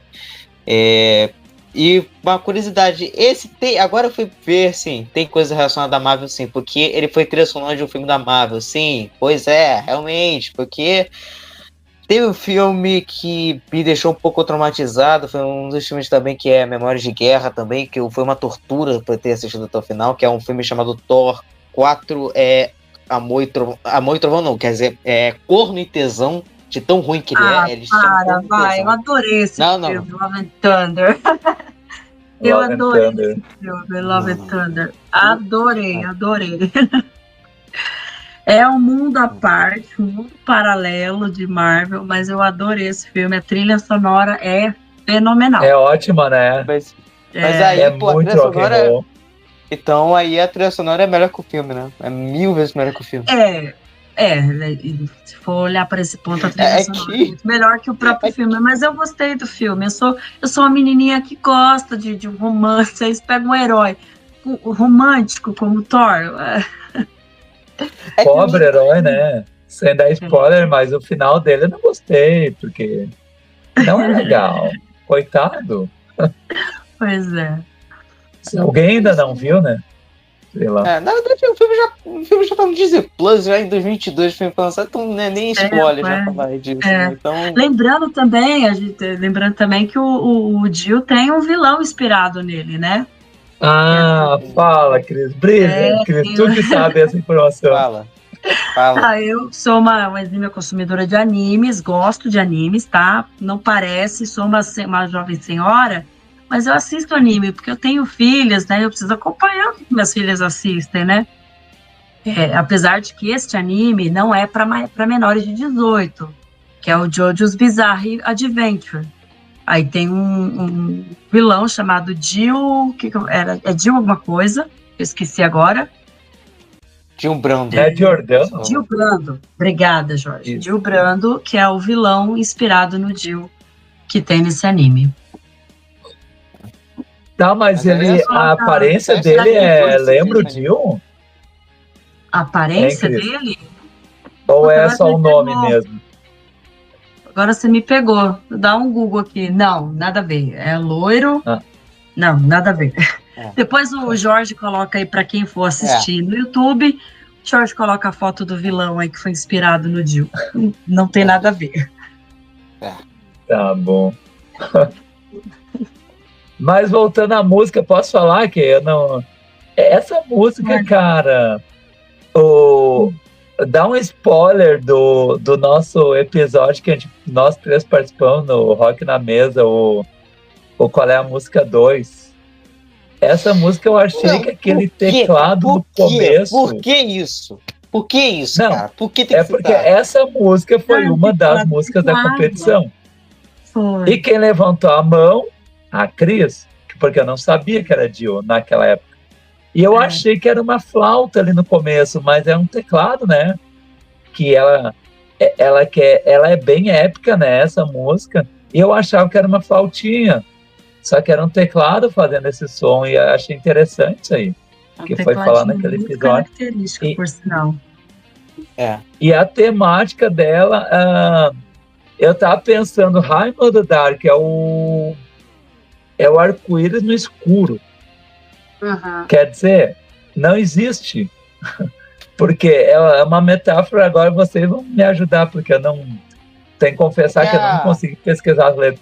Mas ele estava se referindo a quê? Porque o arco-íris no escuro não existe, porque a gente não enxerga, né? Porque o escuro é a ausência de luz e as cores são refletidas na luz, né? a quem ele está se referindo com essa letra? Seria ao Rich Blackmore com seu Rainbow? Não. Ou era alguma coisa pessoal dele? Não era, tipo assim, a letra sobre, digamos assim, você ser abandonado e não mostrar o seu valor com arco-íris no escuro. Meio que, digamos Tal assim. qual um arco-íris no escuro que ninguém enxerga. Tá. É uma metáfora. Como se pudesse, como se você fosse um arco-íris no escuro mesmo, entendeu? Como se você conseguisse ter a sua luz própria ali, mostrasse as suas cores dentro do escuro. É só uma metáfora simples para você mostrar o seu valor e tal. Existem aí conversas e rumores de que é uma crítica ao Rainbow. Mas existe esse burburinho, mas nunca foi comprovado, o Dio nunca confirmou de que seria sobre isso, sobre uma crítica ao Rainbow, ao fato de não terem valorizado ele no Rainbow.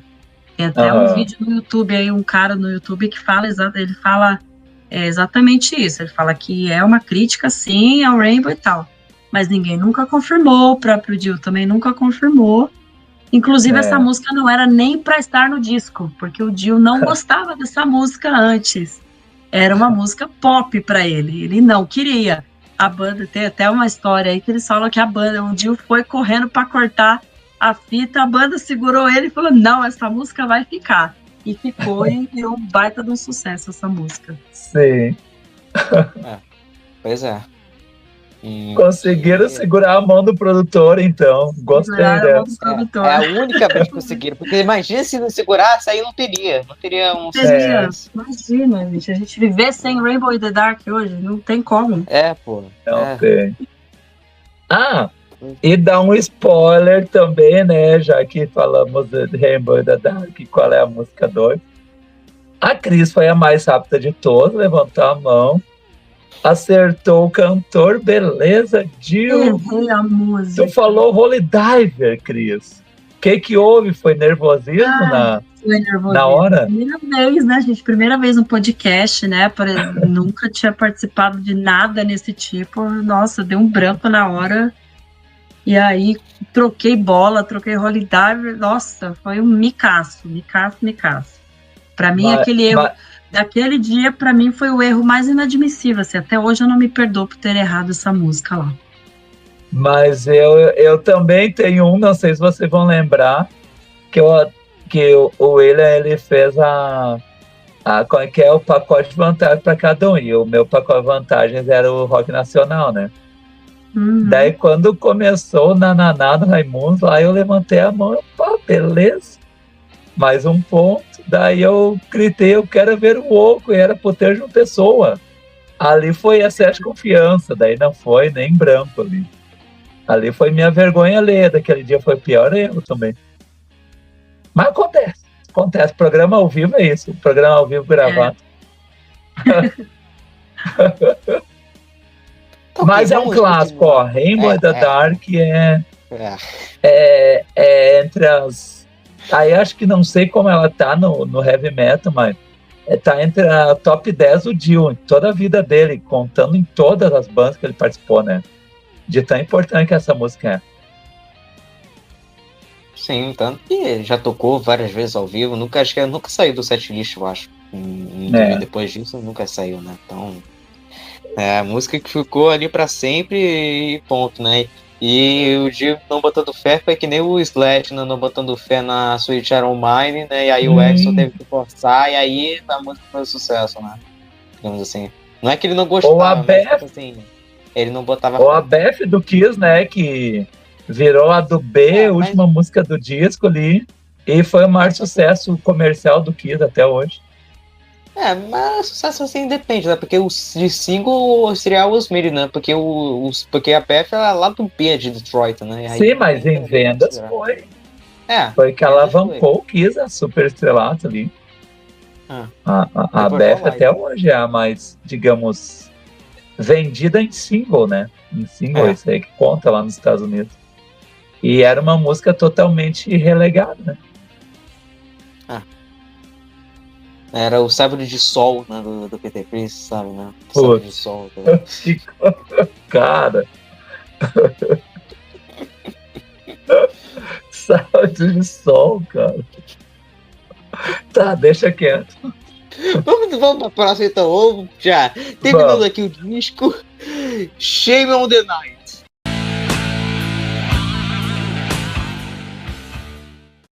Começando com um Uivo, né? Que inclusive eu não sei como que Baca Damon não começa com um Uivo de lobisomem, mas tudo bem, né? Dane-se, né? Aí que se for do Ozzy também, né? Nessa merda. Vai ter fã do Ozzy. Eu gosto da carreira solo do Ozzy, viu? Já gosto bastante. Eu também gosto. Eu gosto. Eu gosto até um determinado momento. Até o Osmose eu consigo aguentar. Eu gosto de todos. Gosto de todos. Até os mais recentes eu gosto. Mas tem alguns discos que eu acho deploráveis. Até a música que ele fez com o Post Malone, tu gosta? Gosto. Não, cara. Acho legal. Eu não gosto. Gosto. Gosto, sim. Odeio essa música. Super legal. É o inusitado, né? Um DJ com heavy metal. Isso é legal. Pior que é legal mesmo. Acho uma bosta. Mas essa música aí, tudo bem, vamos voltar. Eu falo isso. São opiniões ok, entendeu? Não é que nem o Robson lá no grupo, que é só pela polêmica, entendeu? Só pra reclamar, porque é pra reclamar mesmo. Só pra chamar atenção. Reclamar. Que nem a música do Raul Seixas, né? Pois é exatamente isso. Então, pra mim essa música é a mais Black Sabbath do disco. Ela tem mais cara de Sabbath no disco, na minha opinião. Finaliza muito bem o disco, né? Não é uma música rápida, que às vezes poderia ser até uma coisa que às vezes é meio surpreendente, porque às vezes os discos de heavy metal terminam com as músicas mais rápidas, mas já essa é a música mais arrastada mesmo. Música muito mais pesadona e tal, né? Tem um baixão, né? Gorduroso, né? Que é do Jimmy Bank, que é maravilhoso, né? E a letra é sobre a quantidade de quantidade de coisas ruins que acontecem na madrugada, né?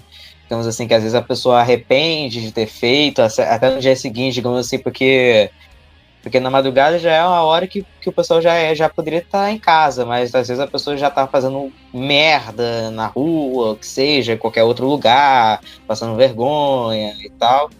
E aí já começa a se arrepender no dia seguinte, né? E fazendo cagada e foi isso que eu qual é a música, porque foi exatamente porque foi numa noite. Mas é isso, mas é outra coisa. Vergonha na noite. Aí tive que fazer terapia. Vai, Cris, deixa eu finalizar que eu fiz uma relação agora que vocês vão me bater, mas vai. Meu Deus. Realmente, a música fala sobre isso mesmo, ele remete a essa coisa da noite, de aquela pessoa que bebe, enche a cara e depois fica passando vergonha e se arrepende depois, né? Ele usa uma linguagem poética e metafórica para descrever a luta contra essa escuridão, né? Usando o símbolo com o lobo, a noite para representar perigos e as tentações que escondem nas sombras, né? Mas é uma música totalmente Black Sabbath, muito essa música. Mas eu acho que também eu acho que Rainbow in the Dark dava para ser a última. Essa acho que podia ter sido antes do Rainbow in the Dark, e Rainbow in the Dark fecharia o disco com chave de ouro. Acho que é só essa crítica que eu tenho ao disco. Mas fora isso, impecável também. Não tem nada que desabone esse disco.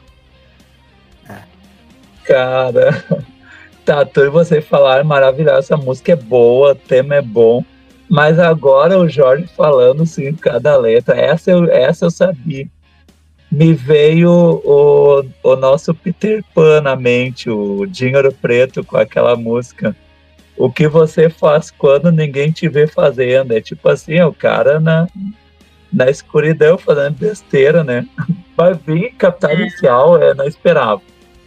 Eu não esperava vir Capital Inicial na mente. Quando foi só o Jorge começar a falar essa temática, eu lembrei dessa música. Que é péssima, como diria o Jorge. Nem ouvi. Desculpa, mas porque eu não sou conhecedor de Capital Inicial, porque eu não gosto. É isso que dá, viu, Cris? É isso que dá ser velho demais, ter tanta informação.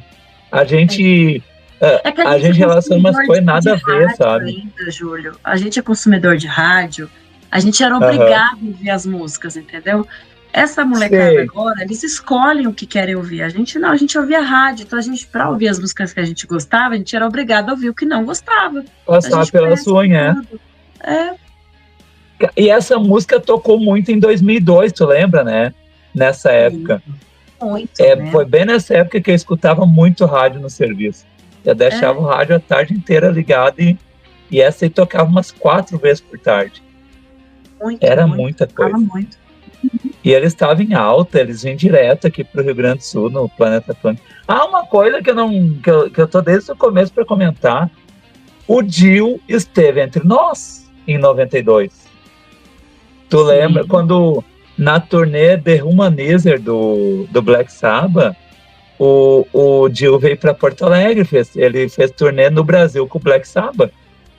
Eu não sei se ele veio alguma outra vez pro Brasil, mas isso aí, quem não viu aquela vez, que já era 92, eu era adolescente, eu não conhecia eles ainda, fiquei sabendo depois. O Iron Maiden veio para Porto Alegre em 92. Digamos, aquele ano foi aqui para Porto Alegre, veio muita banda legal. E ele não sei se o Dio veio para o Brasil mais alguma vez, se você lembra, alguma outra vez. 2009. Ele veio fazer turnê. Um ano antes de morrer, ele veio. 2009. Em 2009 ele veio. É. Era com Heaven Hell, então, né? Era, Heaven Hell. Ah, tá. Então tá, com o Sabá foi em 92 e depois com o Heaven Hell. Carreira solo ele não veio, então. Não, ele veio até, eu acho. Acho que já veio, já veio. Veio algumas vezes já. Veio? Então tô bem por fora, então. Ele veio 7 vezes pro Brasil. Então. Ele gostava daqui. Ó, Holy Diver, ele veio, deixa eu ver. 2004 ele fez a turnê do Master of the Moon. E em 2006, 2006 ele também veio. A do Master of the Moon eu lembro, sabe por quê? Porque tinha um Rudy Sazo no baixo. Eu lembro de um cara que só foi lá só pra ver o Rudy Sazo no baixo. Só por causa disso, não é nem por causa que o cara veio no dia. Vale o Rudy Sazo é aquele que tocou com o Ozzy também? Não, é com o Quiet Riot, né? Que tocou. Ele tocou com o Quiet Riot, né? Sim. Tá. Muito bem. Mas baita, eu sei desvirtuamos, né? Mas baita música, assim, pra... Que nem que eles falaram, se terminasse com... Não que tirasse essa música, mas que invertesse a ordem, né? Que essa fosse a oitava. Se terminasse com Rainbow in the Dark, ia ser um baita fechamento. Mas essa aí, ela não deixa a peteca cair também. É boa. Porque é basicamente o morango do bolo, e não a cereja, porque ela tem gosto de xarope, eu não gosto, é chato. Eu não gosto, não. A cereja cereja é fruto chuchu, sabe, né? Não é, não. É que nem bala de goma. É fake news, viu? Isso é fake news. O chuchu da cereja é fake news, tá? Então fake tá bom. News, isso aí. Terminamos falando cereja, tá ótimo, foi a cereja do bolo, então, nosso episódio. Foi a cereja do bolo. Literalmente. Desmentindo fake news ainda. Cortes aqui do canal. Pronto. Mas então, quem quiser deixar nos comentários, já que para dar uma polêmica, Ozzy com Sabá ou Ozzy com Dio? A pergunta que nunca vai acabar de ser calada, nunca. Porque sempre vai ter os defensores do Ozzy e os defensores do Dio. Preciso dizer? Fala, Jorge, fala. Pode falar. Dio, eu dou meu voto. Desde hoje, sempre, amanhã e sempre. Acabou. Eu dou meu voto também no Black Sabbath com Dio. Eu no Sabbath, assim, ó, por ter conhecido primeiro com o Ozzy e os grandes clássicos, que até o 6º disco ali com o Ozzy, né, até o Sabotage, eu sempre vou prezar mais a fase Ozzy pela quantidade, sabe?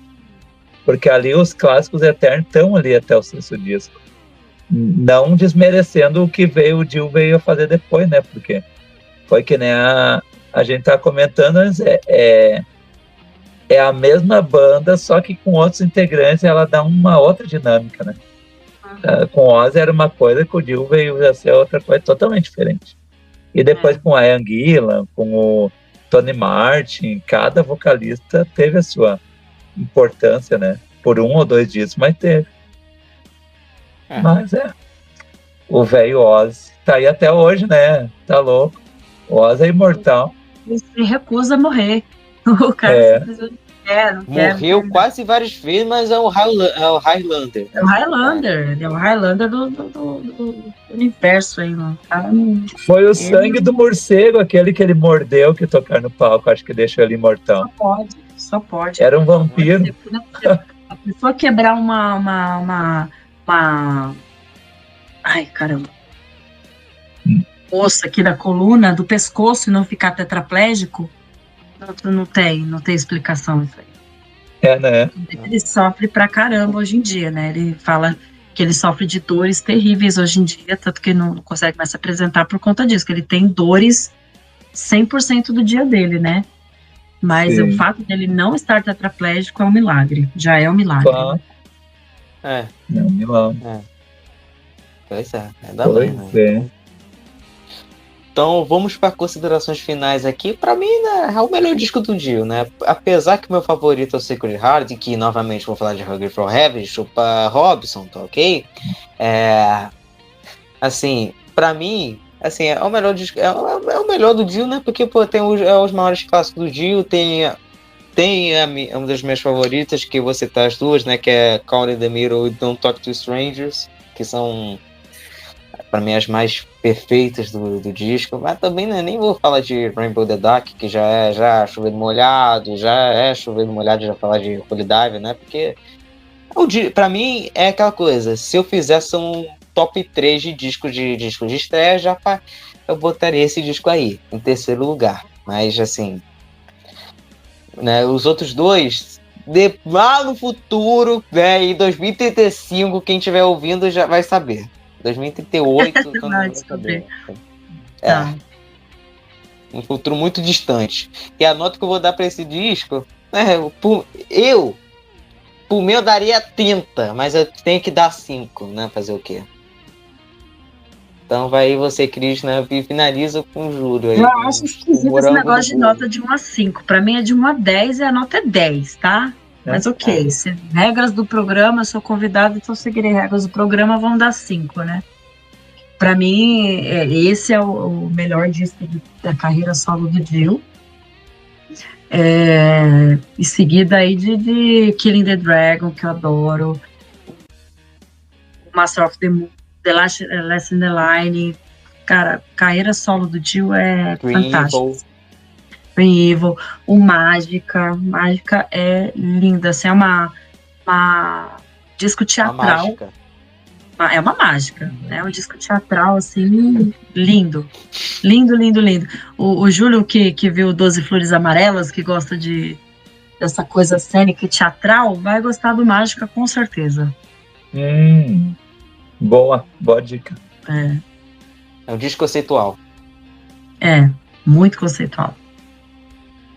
Cara, esse disco além de ser o melhor do Dio, é um dos melhores do heavy metal, então só pode ser nota máxima. Em qualquer escala de pontuação, ele tem que ser nota máxima.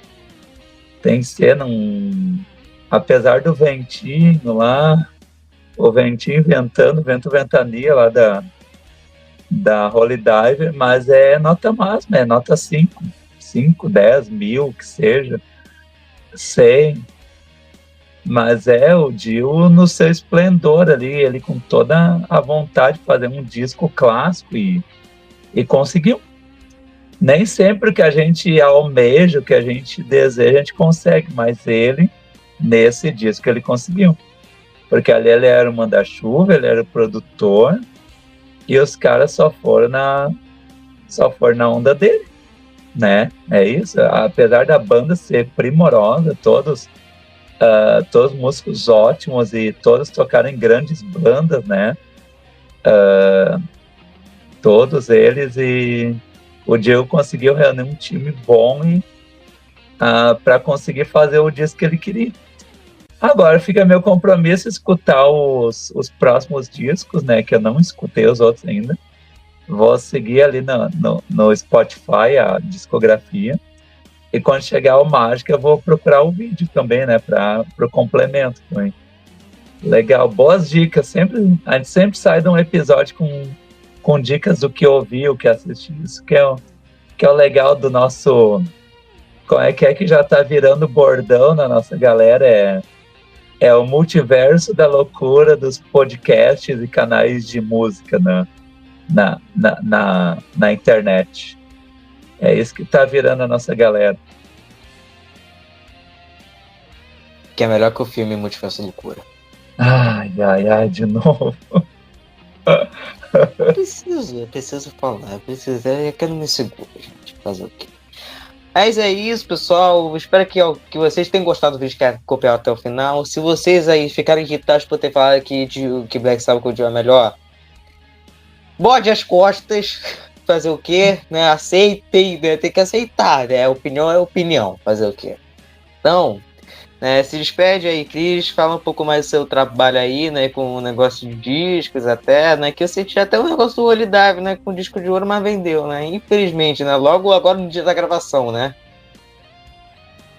Pois é. Gente, obrigada pelo convite. Muito, muito legal falar sobre esse disco que eu amo de paixão. Gil, o cara que eu amo de paixão. Fiquei muito feliz mesmo de poder participar depois de tantos percalços aí durante as semanas aí pra gente conseguir gravar, mas conseguimos gravar, né? E é isso, assim, até o pessoal que quiser me procurar, eu faço quadros com disco de vinil, né? Parece aquele quadro de disco de ouro, de disco de platina, muito legal, personalizado, plaquinha do ano do disco. Eu tava com o Holy Diver aqui esses dias, mas vendi, né? Não tem como um disco desse ficar parado aqui, né? E é isso. Que bom, quiser né? procurar no Instagram, no Instagram tá como Rocking Riders _store, ou o Chris Piscor também no Instagram para poder me procurar. Então aí se despede, então aí Júlia então também, né? Que fala um pouco mais aí. Vamos lá, então. Muito bom conversar com quem entende. O Gil agora virou, não obrigação, porque a gente não pode fazer as coisas obrigar, mas virou um dever agora escutar os discos dele, escutar os discos do Rainbow, o Gil no Sabá, escutar tudo que tem gravado dele, porque infelizmente não vai ter mais lançamento novo, né? Porque a validade dele se foi em 2010, como de todo mundo, uma hora acaba. Mas quem quiser acompanhar o meu podcast, que é promessa, assim que eu conseguir resolver meus problemas técnicos, eu vou lançar os últimos 4 episódios de Titãs 40 anos no Spotify. Se quiser me seguir no Instagram, é Júlio Luz Flores. E tenho também o Instagram do podcast Titãs 40 anos, só que esse pod com I, que foi um erro de grafia que eu não corrigi, ficou podcast com I, Titãs 40 anos. E me escutem, me assistam aqui no Pod Discos também, né? Que agora virei da equipe e vocês não vão se livrar tão fácil de mim. E os projetos futuros ainda vão ser concretizados. Vão continuar falando de rock nacional, mas vai ser só no podcast mesmo. Vídeo eu vou deixar só aqui no Pod Discos, aqui, que é assim vocês veem as nossas carinhas também, né? Não só a nossa voz maravilhosa. É isso aí, Jorge. Até o próximo episódio, então. Que areremos de gravar, mas tá tudo certo. E é isso que eu ia falar, que caso provavelmente pode demorar, não sei quanto que vai demorar você vai resolver o problema, pelo menos acompanha aqui o Júlio aqui no canal, gente. Pelo menos acompanha isso. Pelo menos isso você tem aqui do Júlio aqui para acompanhar. E ele até, inclusive o Júlio que foi que deu a ideia desse episódio, tá? Então, porque ele que deu a ideia pra gente gravar, né? Que antes era pra eu e a Cris gravar juntos antes dele entrar. Aí quando ele entrou, aí ficou completo aqui. que foi graças ao William que a gente gravou aquele episódio que eu nem vou falar muito, porque a gente já comentou demais daquele episódio, né? Que agora tá vendo. Antes que comece a ver aquelas memórias traumatizadas, que eu começo a ouvir aqueles traumas completos que eu tive, que aí eu vou ter que tomar remédio, vou salvar, vou. Né, Quanto drama, adolescente, meu Deus do céu. Ah, mas eu esqueci de agradecer a presença da minha amiga Cris, né? Que mais uma vez abrilhantou um episódio que eu participo. É sempre bom a participação da Cris. A Cris tá com um tino de podcaster. Acho que algum convite ela vai receber de algum projeto, porque não podemos perder esse talento aí. Então, uma coisa, se alguém quiser se arriscar a ouvir qual é a música a partir de hoje, vai lá se arriscar, porque vai que tá bom. Se arrisca, da minha parte tá ótimo. Mas não se responsabiliza, tá? Eu não vou me responsabilizar, tá? Então assim, o William, que inclusive, olha como que o William é um escroto, porque o William, ele fica puxando meu saco, mas aí na hora só me bota em emboscada. Só me bota aí, meu Deus do céu, William. Pô, William, se você estiver assistindo, me bota aí pelo menos episódios que, pô, me bota em uma coisa boa, tá? Não me bota em negócio, me bota em coisa boa. Posso defender o William? Eu tenho que defender o William porque o Jorge tá sendo injusto com ele. Pra quem não sabe, a nossa participação foi voluntária. O Jorge foi lá porque o Jorge gosta de participar de tudo. E ele não esperava que ia ser tão difícil pra ele. Que o William fez uma enquete no grupo do Rock na Mesa, daí a Cris escreveu, eu me inscrevi, e o Jorge. E nós fomos escolhidos. Não foi imposição, o Jorge foi lá de livre, espontânea vontade, então mas não é culpa do William. Mas uma coisa, é porque eu queria participar também do podcast. Eu não vou me negar que eu queria participar, mas uma coisa, um problema foi a porca da internet. Ele me botou tá bom. Tá bem. Não, mas deixa. Na próxima a internet vai estar voando. Agora o Brasil entrou no rumo certo. A telecomunicação no Brasil vai ser de ponta. Pode deixar. Ok, então, tá ok. Mas é melhor não continuar falando desse assunto, porque senão aí aí a ansiedade aumenta, a depressão aumenta. Então, brincadeira, não brincando com isso, obviamente, né? Então, vamos lá. Muito obrigado por ter participado desse episódio, né? Cris, muito obrigado. Espero que participe mais, né? Principalmente de Dio, né? Que a gente tem que defender mais Dio, principalmente de Dio com o Saba. Tem que falar, tem uma coisa. Boa. Chamar de Dio, Halloween, Manowar, se quiser gravar de novo, Hammerfall, pode me chamar. Tô sempre aí, velho. Pode me chamar quando quiser. Ok. Aqui tu tá em casa, Cris. Já tem a chave, né? Pois é. Então, pessoais, se você estiver assistindo aí, por favor, segue aqui o canal, ative as notificações, por favor, que é importante, né? E também dá aquele like também, porque dá aquela ajudada também. E também compartilha essas pessoas pros seus amigos que gostam de Dio. E também compartilha para aquelas pessoas que amam o Ozzy, para elas ficarem putos. Daí elas vão divulgar e vão dar mais atenção, porque é assim. Porque na verdade o hater às vezes ele é bom, né? Na verdade, porque na verdade às vezes ele dá atenção pro negócio. Então é bom, o que importa é o engajamento. Importa o engajamento. É o engajamento. Exatamente. Então, e caso não tiver tempo para ver essas belas faces, então escuta o podcast então nas plataformas de streaming em áudio, né? Que é no Spotify, no Deezer e na Amazon Music. Que é aí aonde você pode escutar apenas em áudio, fazendo qualquer coisa, nesse caso, se estiver ocupado, né? E não poder ver no vídeo, né? Longo, como que tá. Então, é isso, pessoal. Até a próxima. Fui.